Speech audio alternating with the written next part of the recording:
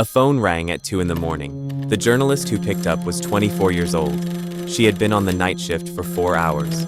The voice on the line was calm, almost gentle. He said, "I am the man that is so highly wanted." He had already killed more than 30 women, and he chose to call a newspaper, not to confess, not to surrender, to talk. This is the story of Moses Sithole, South Africa's most prolific serial killer, a man who murdered 38 women in 16 months while running a charity to protect children from abuse. To understand Moses Sithole, you have to understand the country he was born into, South Africa, 1964. A system called apartheid controlled every aspect of black life, where you could live, where your children could go to school, whether you had a job, whether you had a future. Moses Sithole was born in Vosloorus, a black township near Boksburg, east of Johannesburg. His father died when he was 5 years old. His mother, left alone with 5 children and no income, made a decision. She walked her children to the nearest police station. Before she opened the door, she knelt down. She told them, "If they ask who your mother is, say you don't know." Then she walked them inside and left. The children were sent to an orphanage in KwaZulu-Natal, hundreds of kilometers from Boksburg. Moses Sithole lived inside those walls for 3 years. He later said he was systematically abused there.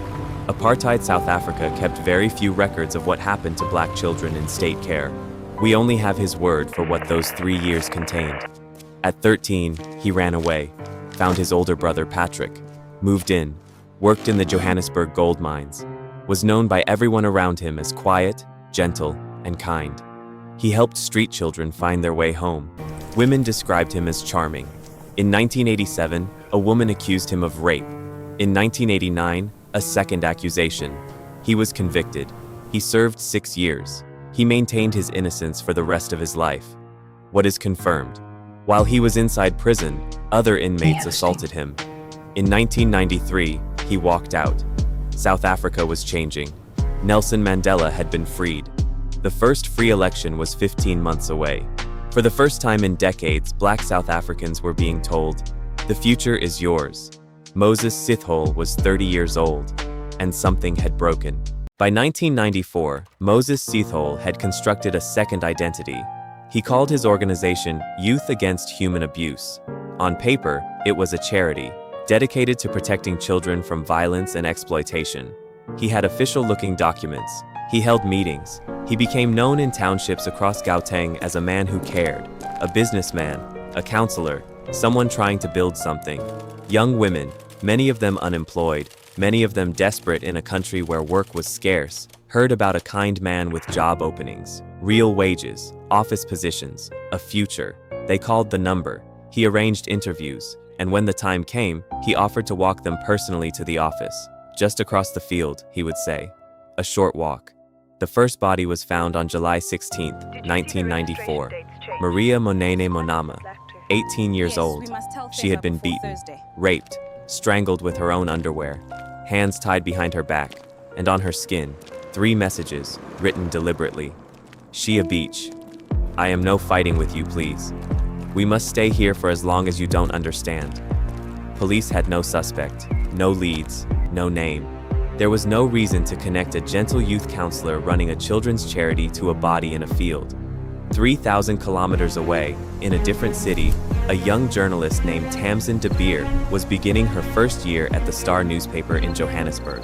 She was 23 years old. She worked night shifts. She did not yet know that one phone call would change the course of this entire investigation.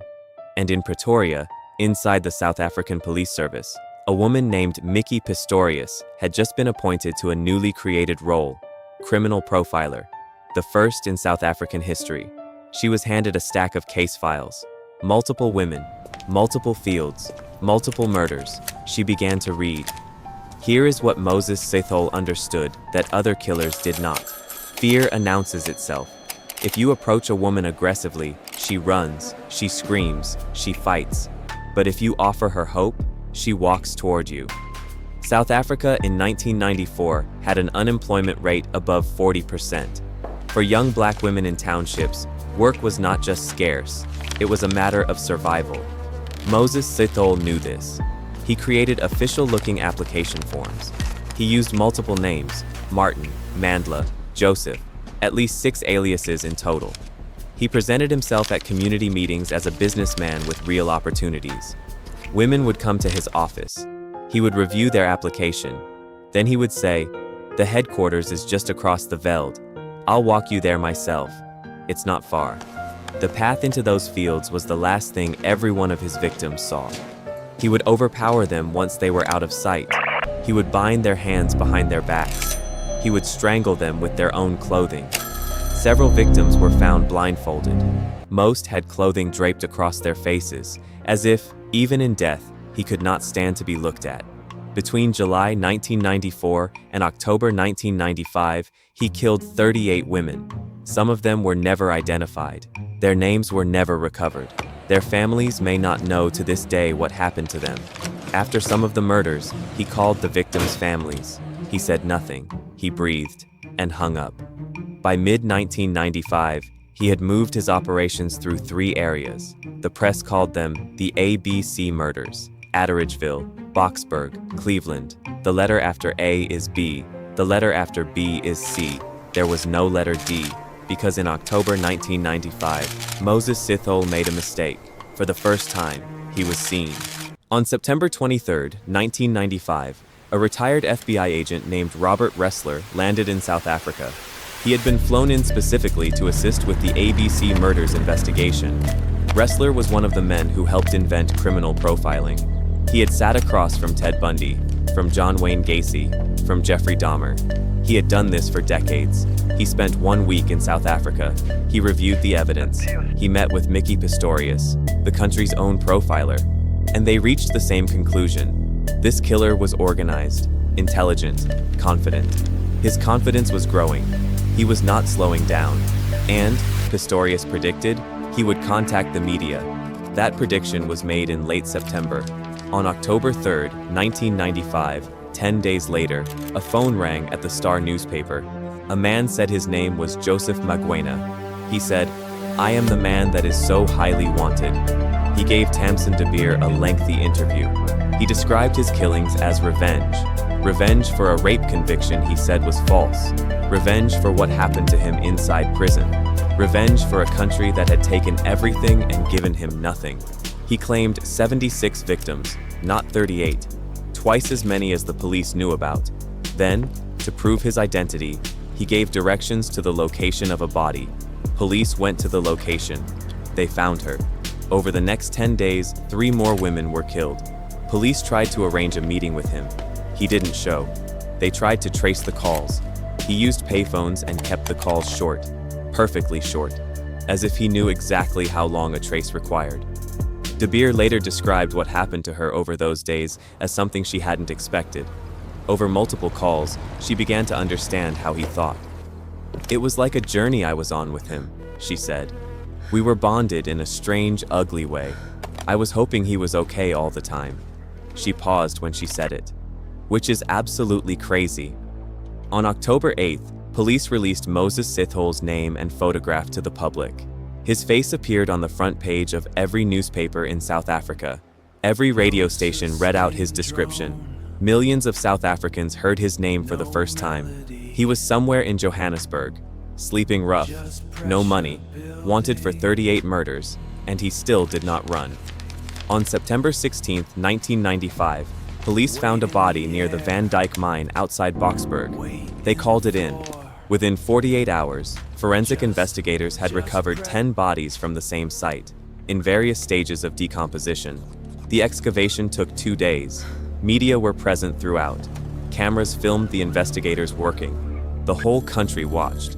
Nelson Mandela, the president of a nation 11 months into its freedom, appeared personally at the site. He had considered canceling an international trip. He appealed to South Africans directly. "Help us find this man." A sitting president, standing at a mass grave, asking for help. That had never happened before.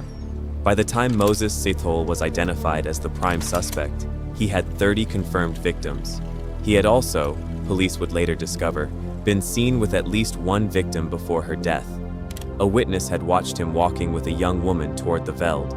An hour later, that witness found her body. The witness could not see his face clearly. Sithole had moved on. One detail that never made the front pages. Before the Boksburg mass grave, police had arrested a different man for 6 of the Cleveland murders. His name was David Sithole. He was taken to a burial site to show police where the bodies were. He was shot dead at that location. Case closed, police said. 1 week later, more women were found dead in the same pattern.